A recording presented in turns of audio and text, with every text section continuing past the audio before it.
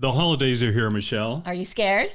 Well, friends and family, maybe in-laws coming over, dinner has to be served, gifts given out, work parties to go to, so much to do. And so much can go wrong. Yeah, so you're scared too. I am a little scared. In today's episode of Let's Talk Holiday Stress, what causes it and how to avoid it. Mark is scared. I'm not, you are. I am a little bit. My name's Michelle, and I'm a longtime realtor from Tulsa, Oklahoma. And I'm her husband, Mark. I've spent more than 40 years as a TV news anchor and reporter. Together, we've started a podcast called Let's Talk, where we dive deeper into everyday topics that matter to you. And we have fun doing it. So what are we waiting for? Let's talk.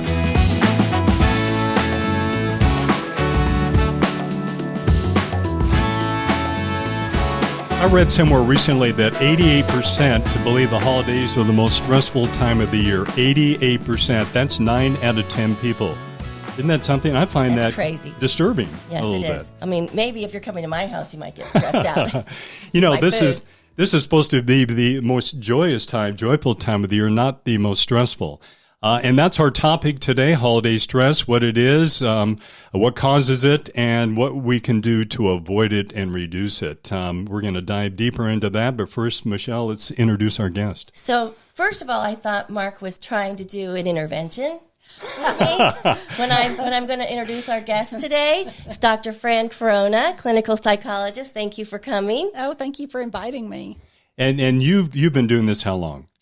Clinical psychology? Right. Since 2005, I think. I didn't even think about that. I went back to school as an adult after my kids had already graduated. So that's a whole long story by itself. Right. Wow. Well, and I remember you helped me out with a story many years ago, several years ago, and I can't remember what the topic was. I came to do a story and use you as the expert. What was that? You know, I was trying to remember that myself. There was a lady you had interviewed. Sex therapy. I don't think that was it. I can't remember what the topic was. It was to augment an interview you had done with somebody else. Right. But it really helped me out. So, I mean, we're talking about holiday stress, and I'm a little stressed out right now because this is our first podcast episode. You're our first guest. So I'm a little stressed out, and no pressure. So, Yeah, right. so I need you in my speed dial. Okay, absolutely. And you're in it now. Okay. My doctor just retired this month. Oh, he's stressed about that. I need a new doctor. I know. But maybe that's not the right doctor, right? Right. You need an an MD. An MD. Oh, like that. Well, maybe you need Dr. Fran in your... Don't go there, Bradshaw. Don't even start. In your speed dial. Yeah. Is this, were you surprised 88% say this is the most stressful time of the year? I probably shouldn't be. I think that figure sounds really high, and I'm sad about that too, but it is a stressful time. But it doesn't have to be.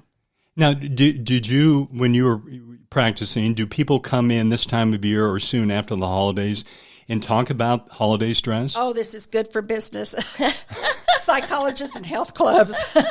What do you ask people to not talk about at the table? Oh, not talk about it at the table. Well, I think let's don't talk about politics right now. So we're talking about the Thanksgiving table. Mm-hmm. Oh my gosh, that's coming up. Right. Everybody's got their own opinion, and so if we could table politics for now, that would make for a more joyous Thanksgiving. Mm-hmm. We have duct tape. Duct tape. Yeah. That's awesome. Well, it used to be politics, still politics, but now it's COVID. And whether are you vaccinated or not, right? I mean, we had a story recently on the newscast about how do you broach that topic with your guests. A lot of them are family. Are you vaccinated? Are you unvaccinated? I mean, that's a new stressor, isn't it? It probably is for some people. I'm vaccinated, so I don't worry about it so much. But you've got babies coming to your holiday, and we do too. Right. And so you have to think about that. It's a real issue. It is an issue. Mm-hmm. Yeah. It is. Yeah. Do you ever get stressed out? I mean, you're a psychologist. Oh, sure. Do you get stressed out? Do psychologists get stressed out? I'm also a human and a woman, so yes, but not nearly as much as I did in the past. Mm-hmm. Who do you go to when you're stressed out? I go to my husband, my girls. I go to the Lord. I go to friends. There you go. Friends are a great sounding board. Right, right. Okay, let's get into what are some of the triggers, some of the stressors during the holiday season. Well, I think the biggest one is expectations, and I tell everybody bring those way down. Listen, I love a good Hallmark Christmas movie, but that's not reality. Oh my gosh, you watch that all the time.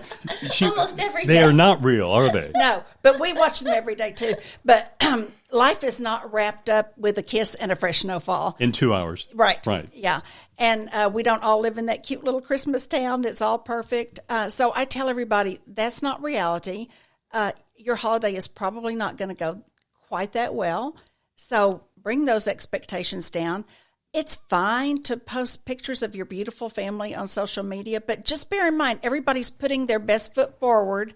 So That's true. That's true. Everybody puts the perfect picture. Right. We paint the perfect family picture. Do we put too much pressure on ourselves to make everything look perfect? Is that what you're saying? Yes, I do think we do that. I can tell you a little story if you want to hear it. I want to hear it. Okay. Go for it. So this was years ago, before I had given up on perfect, okay? It was Christmas, and my husband's parents were up spending Christmas with us, which that was stressful in and of itself.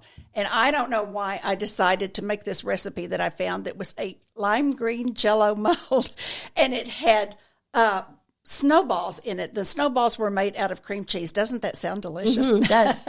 So the snowballs got really hard. And so at one point at dinner, and it was very quiet, my little girl turned to me and said, "I can't cut my snowball." And at that moment, the snowball skittered across the table. Oh, no. Wow. So my perfect Jell-O mold didn't go so well. And I'd like to tell you I just laughed it off, which I would do now. Right. And actually, I wouldn't even make it now. But Right. I was kind of mortified. You know, I thought, oh, my gosh, I've just failed at this. So Well, you're talking about holiday fails. We've had a couple, and both of them that I can remember have to do with turkeys. Yes. My niece. Right. What happened? She was 7, I think 7 or 8, and she wanted to help with the turkey, so she grabbed it. It was full. It was done, roasted, and she everything. grabbed the whole turkey? Yeah, she grabbed it. It was a pan. Oh. And then she walked across the floor and carpet, and she dropped it. She dropped it. in front of My goodness. everybody right before dinner. But you know what? I have to say, Did you laugh at the I time? laughed. I don't yeah, care. That's right. I come from that world of I don't care. So it works for me. Doesn't work for a lot of people. That spot in the carpet never came went out. away. Right. No. And I probably drive Bradshaw a little bit crazy because I don't care, but I just put it out there, and if it doesn't taste good, I usually make 2 or 3 things so we can go to the next thing. Right. I'm dead serious. I am more in your camp now than I ever was in the past. And I tell you, 2 words that will free you are so what. Good. Right. I love that. Another one, if I remember, had to do with the turkey that we bought it and we didn't thaw it out in time.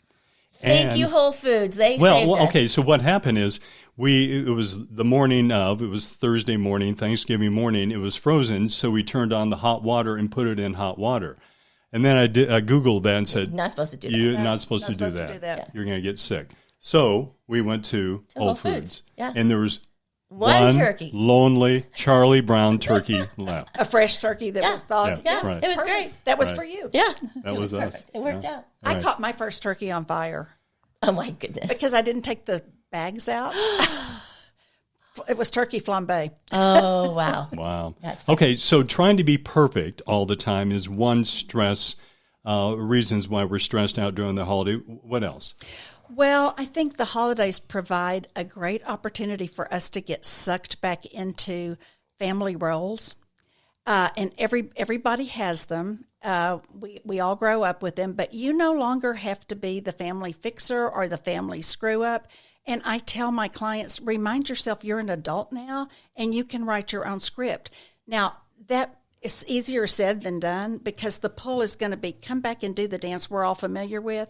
But you can do it, and one person can change the dynamics. It's going to feel a little awkward at first, but don't get sucked into being somebody you don't want to be anymore. So you're love saying you're acting like you were years ago, and as a kid or so, still as an adult? You're playing that part. Right. You know, you go back into that, and you may be a totally different person. Hopefully you are, because we all grow and Right. change over the years. Right. Great advice. I love that. Right. Okay. Now, obviously, during the holidays, money is a concern because we have to buy all these gifts and things cost money, and that's a stressor, isn't it? It is, but that's why Thanksgiving is my favorite holiday because there are no gifts. It's just a time to be grateful for what we have. This year, I hear that there are going to be shortages everywhere for Christmas, and so I'm kind of planning ahead. I've already done a little bit of shopping, but I'm going to tell everybody, you might not get your first pick for Christmas. You're going to like it. We're going back to when I was a child. You'll get it and you'll like it. Right. But come Christmas time, though, those financial concerns come into play, don't they? They sure do. But come January, when the bills come out. Don't overextend would be my advice. Learn to do something different. Give something from your heart, maybe something that you've made. Do an activity. Have an experience instead of a gift. Yeah. Good. Okay, and here's one that, diet concerns. Because, people are trying to keep a certain weight. The holidays come, the holiday parties come. And that's a stress, isn't it? Because you feel like you need to eat, you don't want to eat, you feel like you're going to gain a half a pound. Well, let me first say, as a cook, it's stressful because everybody's got these different dietary concerns. I'm gluten-free, I have a nut allergy, oh my goodness. I'm on a diet. So you have to try to work around all of that. But, I don't want to gain. In fact, I was just talking to my daughter this morning because I'm going over to her house tonight, and I said, I'll go by Little Jay's and pick up a pie. Nice. And I said, they have pumpkin, but I'm not going to get that because I could eat the whole pumpkin pie by myself. So you can buy the little teeny ones. They're like this big. You know what? I had my husband pick up the apple because I'm not an apple pie person. But I say, it's just one day. And I love seasonal foods, and I love Thanksgiving food, so I'm going to eat. Yeah. Yeah, but during the holidays, we're talking basically throughout Parties. the holidays. And I know, last year with COVID, we didn't go to any holiday parties, but it seemed like every weekend, there is a party to go to, and there's a feast that's laid out there. And you're wondering, I'm stressed out because I'm going to be eating too much this week and the next weekend. Well, I tell people to try to plan ahead. And so if you're going to a party... Don't eat for a week, right? Well, then you'd probably be starving and you would overeat at the party. That can be stressful. But I heard somebody say one time, it's not what you eat between Thanksgiving and Christmas. It's what you eat between Christmas and Thanksgiving that puts on the pounds. Wow. So that's where we need to be more careful. Okay. Right. Okay, let's talk about more stressors. Anything else that comes to mind? I think for a lot of people, this is going to be their first holiday after a bereavement, and that's hard. You've got the empty chair, or maybe a person who is recently divorced, and if you have children during this divorce, maybe the other parent is not showing up like you wish they could, and there's a lot of things to navigate around. So, I say just give yourself and everybody else a lot of grace during this time. Right. And, that's hard to do, isn't it? Sure. I mean, grief, loneliness. I've heard that when you're lonely, get out there and do something with people. Yeah. Right? Do and give what you want. So if you want people, get out there with people. Give friendship. Give presents. Not presents. Yeah. Give yourself away, and you'll get that back. But if you're recently bereaved or divorced, I would say try not to do it exactly like you've done it in the past. Give yourself permission to shake things up a little bit. And that doesn't mean that's going to be your normal from now on, but you'll probably end up sad if you try to reconstruct the same holiday you had last year. Yeah. All right, we're going to shake things up now because we want to get to know you a little bit more and have fun here. All right. So we're going to ask 5 questions. Okay. And learn more about you. They don't have to be long answers, and we'll kind of have fun with that. Speaking of fun, what do you do for fun? Well, we like to travel, although during COVID we didn't get to do as much of that. And we love Sooner football, but I have to tell you, speaking of stress, this year has been very stressful. Right. And we've got a stressful day coming up. Yeah, we do this weekend. We're going to need a heavy dose of Sooner magic for sure. Yeah. But I have a new thing I'm doing for fun that you might not have heard of. I'm making junk journals. Do you know about junk Never journals? heard of that. Okay. This is the rabbit hole I fell into watching a podcast. You basically are making journals out of discardable things. And there's so many different ways to do it. And I'm not a pro at it yet, but I've learned to look at trash in a totally different way. So when you get more excited about the Amazon packing paper than you do about what is in the box, you know you've got the junk journal. So are these scrapbooks that you put the trash into? Or You collage pages and you leave some blank spots for journaling. Like I've done a couple for fall. Now I'm working on one that's Christmas themed, and I use it for all kinds of things. I'm keeping my Christmas gift list in there and writing down different thoughts and prayers and, I've got to do this. And, but at the same time, I'm using things that you would normally discard. Mark could do that because you order so much from Amazon. Oh my gosh. Like a lot. Well, that's my favorite thing is to hear the doorbell ring and the Amazon person there. He will literally text me and say, there's a package at the door. I don't care what it is. It can be a $3 cable. And I get excited I think with you that. need a therapist. And she always says, "Oh, did you get me something?" It's it's a joke. Yeah. So. My dogs get excited because they think every box is a For bark them. box. Right. Okay, good. What's your go-to food? I would have to say probably Italian, but I do love seasonal food, and I am fantasizing about turkey and dressing, and I love cranberries. I love pumpkin. I don't know why people eat mincemeat pie. Are you mincemeat people? My mother's dad was. Oh, Yes. and giblets. What are giblets? My father did those. So if you go someplace and somebody has a mincemeat pie and they serve it to you, what should you do? or in my case, a pecan pie. Uh-oh. Don't say it. Don't say it. If you get served a pecan pie, pass it believe over he to said me. that. Yeah, right. I would kind of pick around the edges maybe because everybody likes crust, I think. And then, Right. I'm so full from this meal you just served me. I can't eat Gracious. another bite. Yes. Yeah. I'll have to remember that. Big trouble. Okay. Your favorite vacation, where do you like to go? I love Italy, and I can't get enough of Italy. We've been, I think, 4 or 5 times. And, if you spend a lifetime there, you would never see it all. But we have, like you, become kind of addicted to national parks. And, there's so much to see, and they're Where do you so go? beautiful. We love Yellowstone. We love the Tetons like you do. Yosemite, we went recently. Love that. And there, I've never done the parks in Utah. My husband, I've done Zion, but he's done Arches, and I have not done that. So I'd like to do that. Nice. And I want to go to Glacier. Have you been to Glacier? Next year. Next year. Maybe we'll just tag along with you. Yeah. Just rent a van. Okay. Yeah. We've been wanting to go there every year for the last 3 or 4 years, but because of COVID and other things, and we go to the Grand Teton and Yellowstone. So this year we've made a point to go to Glacier National Park. We would like to do that too. Okay. Yes. This will be a fun one here because you're a psychologist. What's your greatest fear?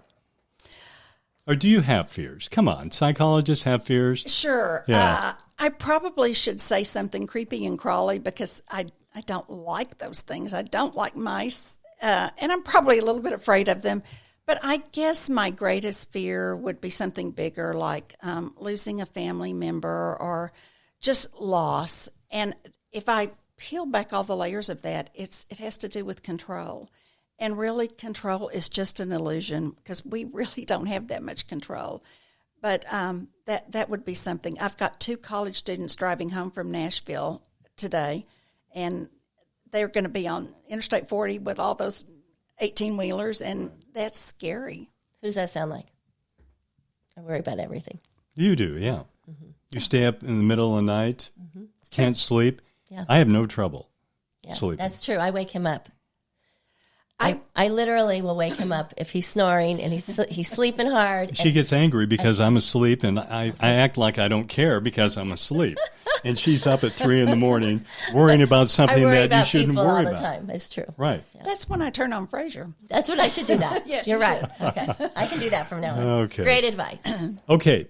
If you weren't doing what you're doing as a clinical psychologist, what would be your dream job? I have to say, I am doing my dream job. I get to dispense hope for a living, and what could be better than that?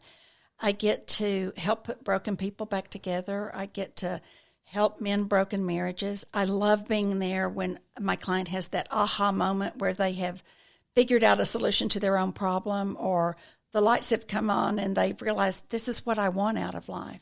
I think it's a very sacred hour, and I feel very privileged to get to be a part of that. I would say that's my dream job. However, I think my most important job is being a wife and a mother and now a grandmother. And that's a lifetime job, but the job description keeps changing.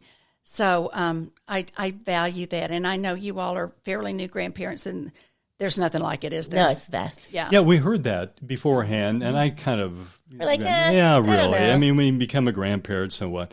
It does change you. Yeah, it makes you a different person. Yeah. Yeah, your priorities change. So many things have changed for us. And the things that mattered, when you were raising your kids, I don't care if they don't brush their teeth tonight. No. But I'll tell you, one thing I'm such a stickler for is socks.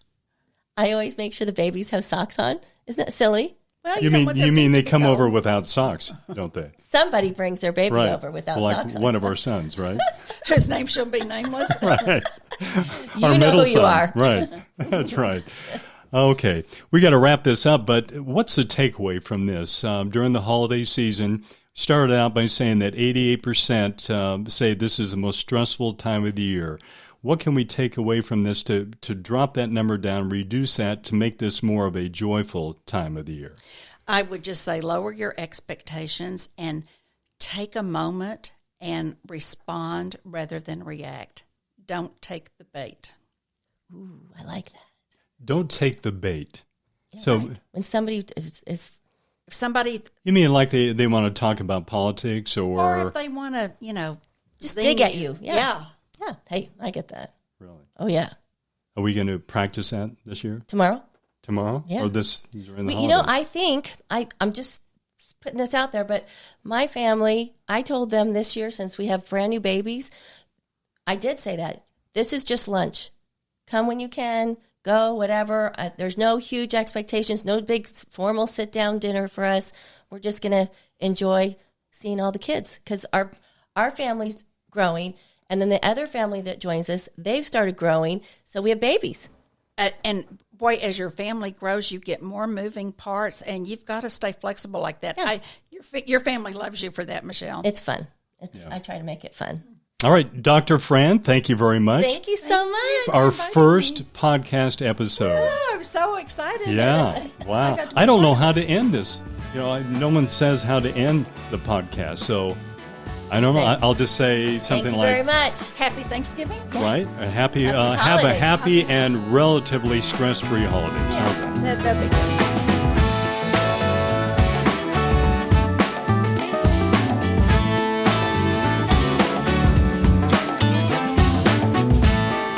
We hope you've enjoyed our podcast, and thank you for spending your time with us. We'll see you next time for another episode of Let's Talk.